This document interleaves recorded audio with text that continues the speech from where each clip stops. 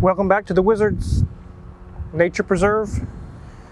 Anyways, we're here at Amelia Island, Concours d'Elegance. We were doing some judging and we rented this really sweet car. We want to show you guys how impressed we were with this 2021 Ford Mustang. Although it's just a rental, it is a really great car. Let's take a look at it.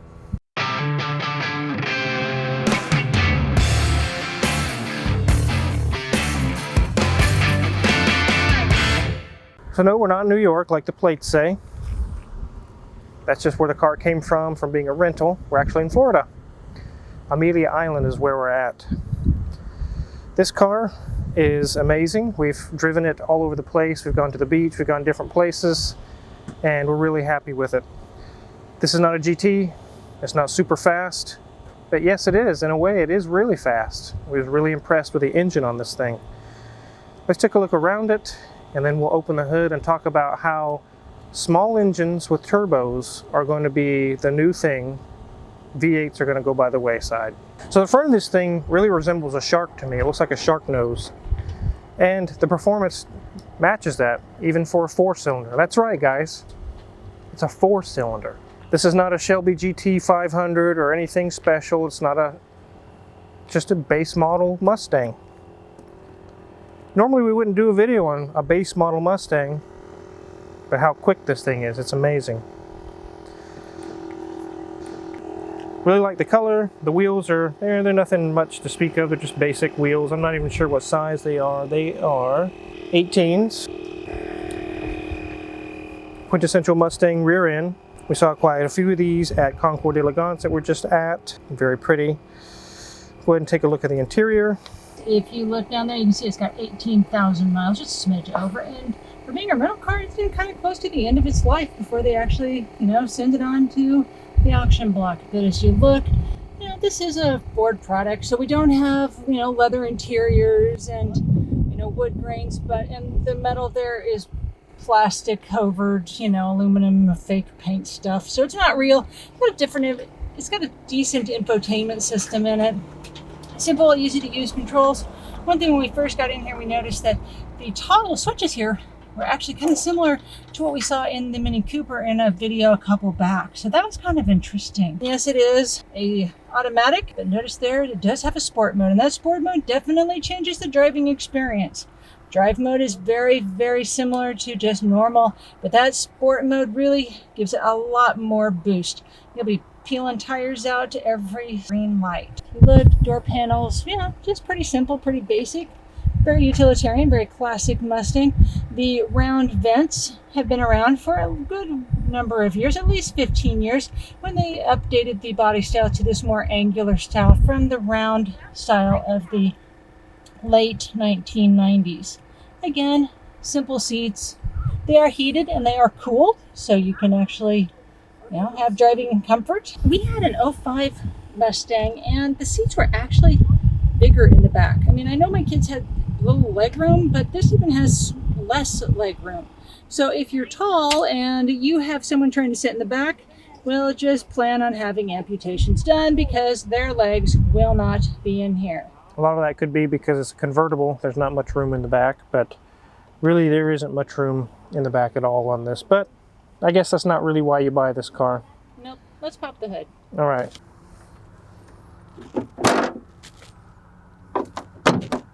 Good Ford product with no hood struts. A 4-cylinder, guys, 2.3 liter, like I mentioned.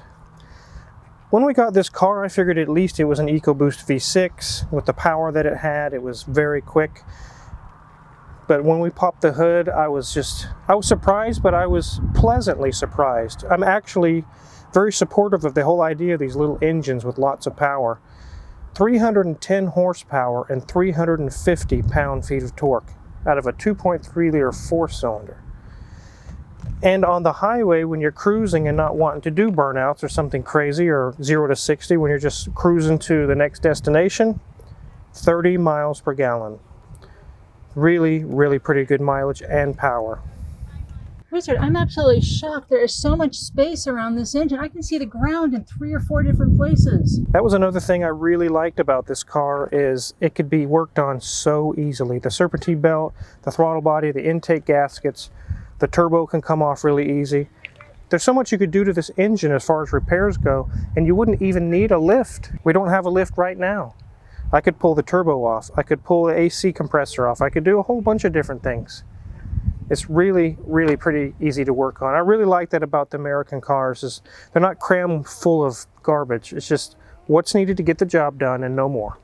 I really like that about this car. One thing I think is really cool today about these cars, if you could travel back in time to 1968, when all the hot rods that you know about it, that our parents or our grandparents just grew up with, they would sit there and tell you those things were so fast. And they weren't. Most of them, 396, 427, 455, all these huge engines were doing the quarter mile in the high 14s. Sometimes they would maybe get into 13 stock, but most of them were in the 14s. You could take this 2.3 four-cylinder back in time and blow their doors off. It just astounds me. It's crazy. What would really make those people mad back in those days in 1968 is if you popped the hood and showed them a four-cylinder just walked them or gapped them by 10 car lengths.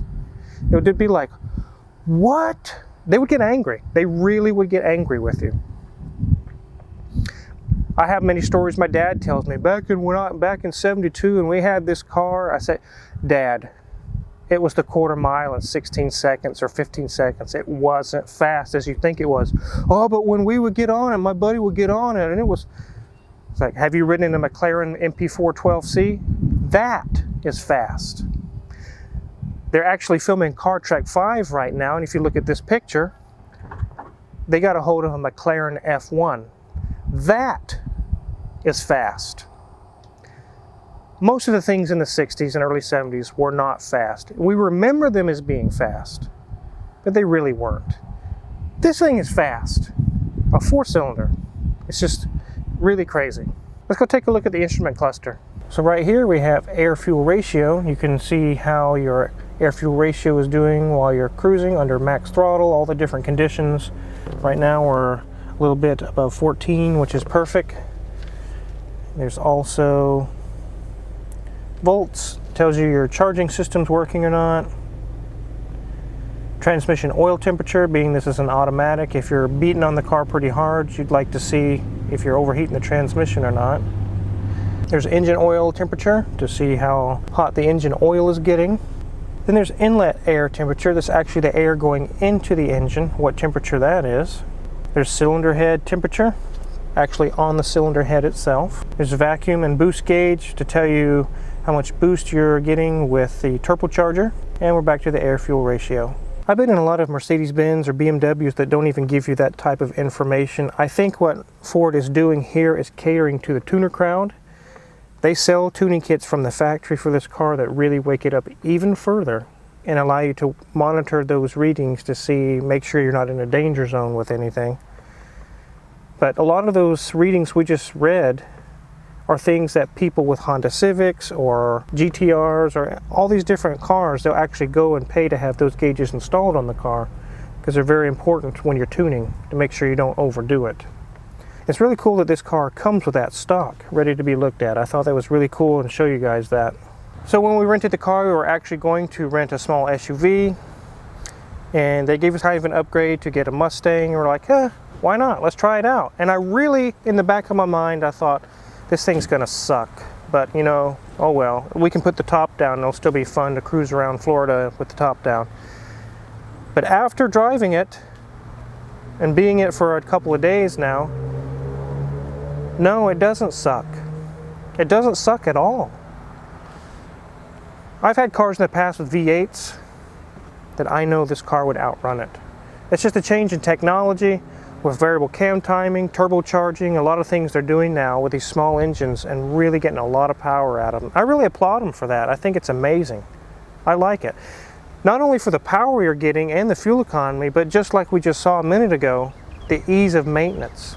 It's so easy to work on these. You can basically anywhere around the engine without a whole lot of cursing or throwing wrenches and take stuff apart if components fail and replace them. I would much rather do a turbo or an exhaust manifold gasket or an intake gasket on this little four-cylinder than I would on a Ford 5.4 or a Dodge Hemi that's crammed into a Jeep Commander and you can't get to anything. This is so much better. This is the way for me. I'm a big advocate for electric cars, and actually, if you watch the Amelia Island Concours that we were at, they actually had a row of electric cars. I really love electric cars. I believe that it's the future, and I know that when those become big time, that everything I know will be obsolete. But so is guys that used to work on wagons. I mean, finally there came a day when nobody needed them anymore. I know that day's coming for me, but it doesn't mean I'm angry at electric cars for that. I love electric cars. I love the idea that I can hop in it with Mrs. Wizard and go cruising to the beach or go somewhere. No oil changes. No variable valve timing fault codes. None of that garbage. You just hop in and go. I really like that idea. But until that day comes, to me these are the ticket. The small turbocharged engines. Very powerful, very economical, and very easy to work on. Right now, if I was in the market for a brand new Mustang, I would not buy a Shelby GT500. Actually, I've heard a lot of horror stories with those people buying them brand new and the engine's shelled out. I don't want any of that. This would be the one I would buy. It's plenty fast. It's fast enough for me. And it does everything else I want it to do. Convertible, it looks really cool. It's a Mustang. So we'll give Mrs. Wizard a break in the shade for a minute. The Florida sun is very hot. In the shade it feels great, but when you're standing in it like we were all day today, you can see got a little bit of sunburn. The reason why I'm here is not only just to look at the cars at the Concours, but I was asked by the Concours to come and judge the Concours Cars and Coffee on Saturday, which was yesterday. They also invited Alex from Legit Street Cars, Rich Rebuilds, Rich, and also Sam Crack, or Sam.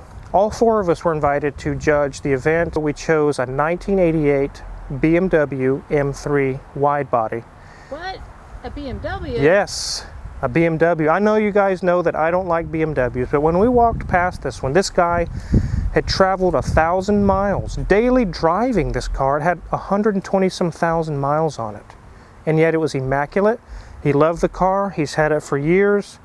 It had a very awesome history to the car, and that's what we were looking for. We didn't just walk by and say, oh, look at this nice Ferrari. Let's choose that one. Screw everybody else. We didn't do that. We were very fair. We talked to the owners of the car. We listened to their story. And the ones that really stood out as amazing were the two that got chosen. There was the BMW that I just mentioned, and also a 1939 Ford Woodsy wagon that had been LS swapped, but it was done so well it almost looked stock. And it had alligator leather seats. It was very custom, but yet it was very stock at the same time. The guy was an older gentleman, and he bought this car when he was 16 years old for $300. And all this time has passed. He made mention that he thought about keeping it stock, but he wants to drive the car coast to coast, all over the place, tens of thousands of miles, and he knew that he wasn't going to do that with the original engine and stay comfortable, have plenty of power for the highway, air conditioning, all those things he wanted. It wouldn't be there. That's why it was modified. So here's a picture of us four at the event when we're judging the cars. It was a great time to meet with Rich Rebuild, Sam Crack, and Legit Street Cars. We had a wonderful time. These events are changing for me. It's no longer an event for me and Mrs. Wizard to go look at cars. It's also a time to meet with fellow YouTubers. So before we turn this car back in and get rid of it, I wanted to let you guys know that I was thoroughly impressed with it when I thought that I would be very depressed about it, but I wasn't. So if you're curious what kind of tools we use in our shop, check our Amazon affiliates link in the description below. And make sure you hit the subscribe button, because although I'm not in my shop right now, even where it's at in Kansas, it's full of projects and videos to come. You don't want to miss them. Thanks for watching.